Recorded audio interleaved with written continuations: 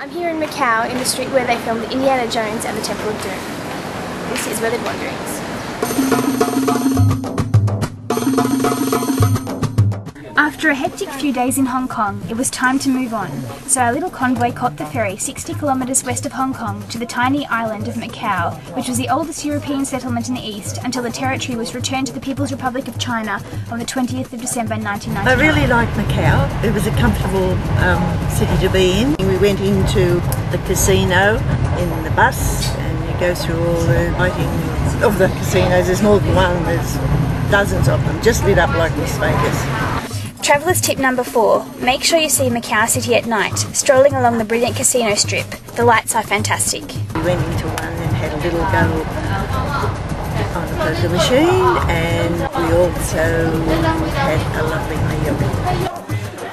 When we arrived, we were staying in a hotel. It's a quaint little place, but it had 41 steps up to our room, and that was not easy. Chinese lesson number 1. Zhou ji ge tai ye. How many steps are there? The steps in China are small because the Chinese have small feet. We have big feet.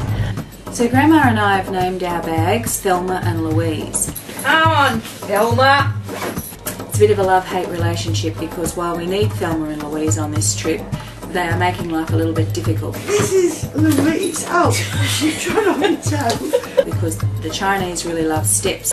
That is a toe. So everywhere we go, we're lugging Thelma and Louise up the steps and down the steps. Like this. Oh, there. In actual fact, Grandma can't even pull Louise a lot of the time and Sarah's got to do that for her. So, you know, that's the story of Thelma and Louise so far. Macau is a beautiful city, feeling at times more like a European city than an Asian one. It has its own currency, cuisine and language, and a beautiful old quarter.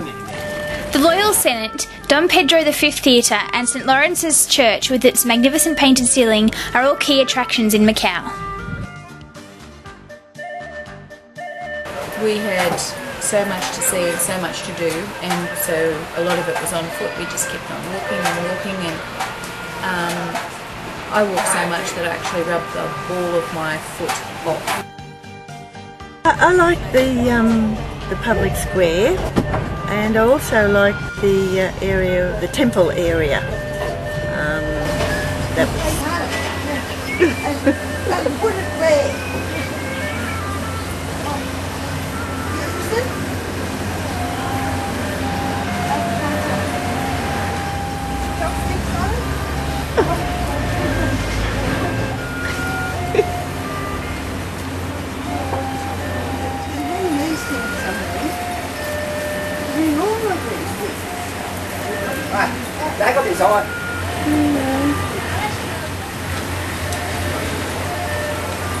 Well, straying from our itinerary, we decided to spend an extra day in Macau. We'd only scheduled 1 day initially, but Grandma's tired, Mum's feet are sore, and I just want to see more of this beautiful city, so we're going to stay here a little while longer.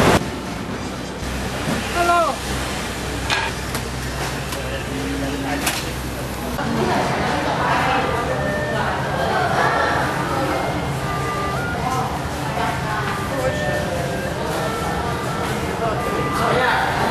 We're here at the ruins of St Paul's in Macau.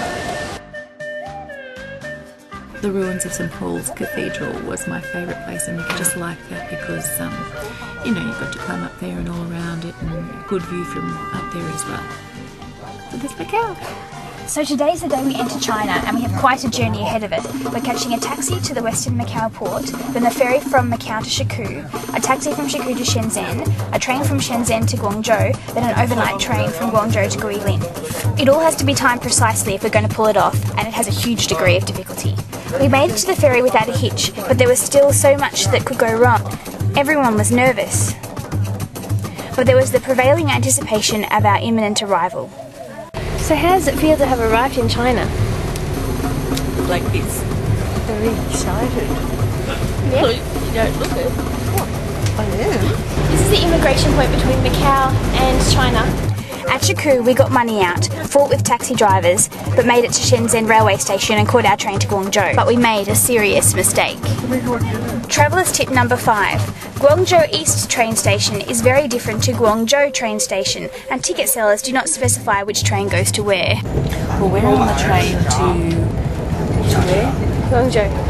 Guangzhou East, but we actually wanted to be on the train to Guangzhou, which means we're getting off at a spot that we don't want to get off, and we won't be able to meet the train, the sleeper train that will take us to our next destination. So we're going to have to get off and catch a taxi and hopefully we can meet up on our next train.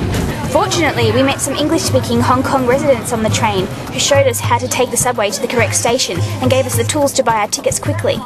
We raced to the train station, getting lost amid the crowds. With 15 minutes until the train was scheduled to depart, Grandma and Mum minded the bags while I fought my way to the front of the ticket queue, only to find out that our train was cancelled.